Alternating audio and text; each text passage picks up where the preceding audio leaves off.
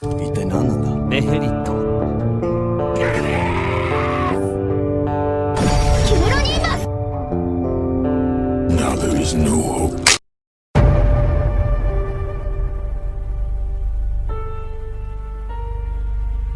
El duro viaje a través del desierto comenzó al día siguiente. El ataque de aquella súcubo había sido una llamada de atención para Rudius, quien se dispuso a estar más alerta de cara a los peligros con los que podrían cruzarse en aquel lugar. Sin embargo, definitivamente el desierto en sí seguía representando el mayor desafío de todos. Tanto el mago como el Inalais se encontraban usando largas capas con las cuales evitar el contacto directo con los rayos del sol y el inclemente viento árido y arenoso. El hecho de que Rudius pudiera emplear magia para conjurar agua fría era uno de los pocos consuelos que tenían, aunque para sorpresa de este último, el Inalais había aprendido a conjurar agua en algún momento de su vida normal, dado que era una aventurera.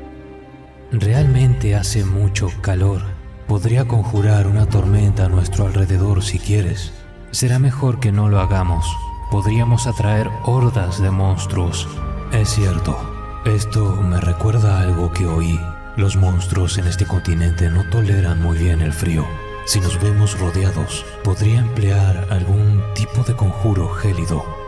En un principio, Rudius creyó que podría soportar el viaje sin problemas. Después de todo, estaba acostumbrado a caminar con cuidado sobre la nieve. Si bien la arena era diferente, su andar se acompasaba a las necesidades del terreno. Pero lo que terminó por generar gran fatiga en él fue el intenso calor.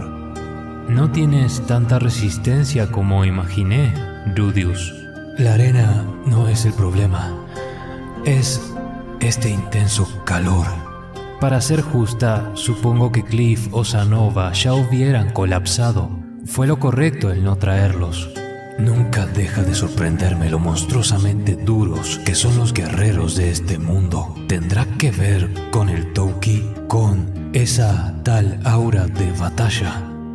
Haciendo uso de su ingenio, Rudius empleó una variante gélida del hechizo que usaba para crear una burbuja de calor a su alrededor en las tierras del norte. En este caso, el mago logró bajarle un par de grados a la temperatura en torno a él y a el Inalais, congelando a su vez el agua de las cantimploras para enfriarse un poco. Aunque claro, no era un milagro, el calor seguía azotándolos, era solo que ahora se había hecho un poco más tolerable. En aquel primer día, el dúo de aventureros se enfrentó a múltiples monstruos. Para empezar, se cruzaron a un escorpión gigante de 2 metros de longitud, con una cola dividida en dos, por medio de la cual azotaba a sus alrededores de manera independiente. El Inalais le contaría luego a Rudius que su nombre era Escorpión Mortífero de las Colas Gemelas. Su picadura inyectaba un veneno que solo podía ser curado con magia de detoxificación de nivel intermedio. La misma encontró su final cuando la elfa lo detuvo con una profunda estocada y Rudius lo remató con un poderoso cañón de piedra. Básicamente había consistido en un combate de 2 segundos, pero el mago sabía bien que tomaba aún menos que 2 segundos el morir por algún descuido.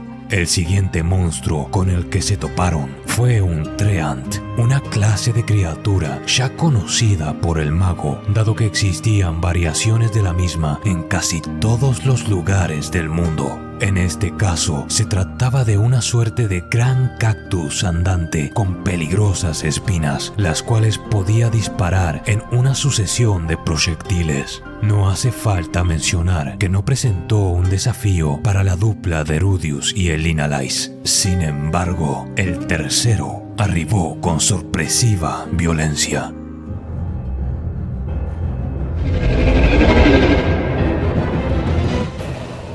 ¡Estamos bajo ataque!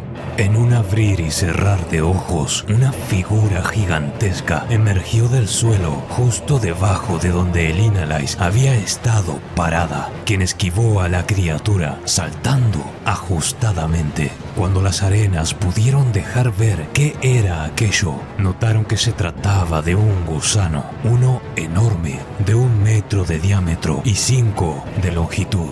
No pudieron contemplar su imagen por demasiado tiempo, ya que la criatura se sumergió de nuevo en las dunas. Dios, eso me asustó. ¿Qué era esa cosa? El Inalais. Un gusano de las arenas, supongo, y uno bastante grande. Ya veo. Esos gusanos son monstruos que aguardan enterrados pacientemente a que llegue una presa sobre la superficie. Existen criaturas similares en el gran bosque, aunque son más pequeños. A lo sumo, podrían arrancarte una pierna. El que acabamos de ver aparentaba tener 5 metros de longitud, pero gran parte de su cuerpo seguía enterrado. ¿Cuán gigantescas son estas cosas? Al ver el gusano asomado nuevamente, sin dudarlo un segundo, Rudius creó afiladas hojas de arena endurecida, con las cuales literalmente licuó el lugar donde se hallaba parcialmente enterrado, matándolo en un instante, como si aquello fuese una trituradora, dejando detrás un gran charco de fluidos de la criatura.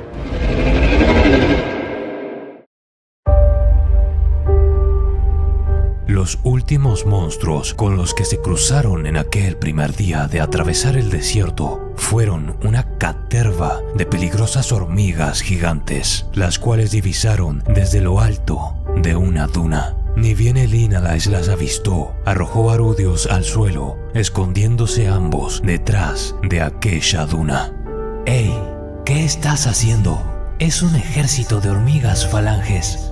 A Rudius aquella advertencia le sabía a poco. Aún así, optó por obedecer las indicaciones de el Inalais, a quien siguió arrastrándose a lo largo de la duna. Por otro lado, eso involucró el mirarle el trasero, lo que le motivó a seguir su plan sin rechistar. Desde la cima podían husmear cómo las hormigas, de un rojo intenso, marchaban en formación amenazadoramente. Algunas eran más grandes que otras, las habían con alas también, e incluso se podían divisar bizarras quimeras entre hormiga con el tren inferior de sus cuerpos humanos.